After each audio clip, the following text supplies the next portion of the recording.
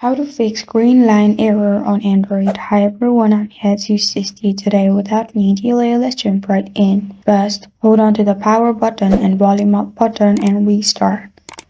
And if it does not work, open settings. In settings, scroll down to the bottom and click on system.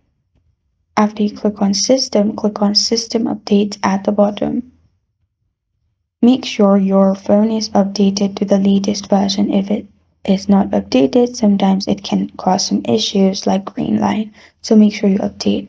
After you've done that, if it's still not working, you can click on reset options and then factory reset, which is erase all data.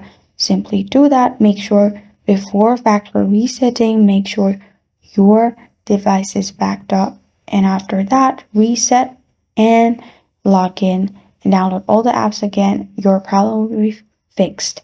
This is how to fix green line error on Android. Thank you for joining me today without any delay. Thank you for joining me today. If this video helps you out, please leave a like and subscribe for more. Got a question or want to suggest a topic? Comment below. Thank you for watching.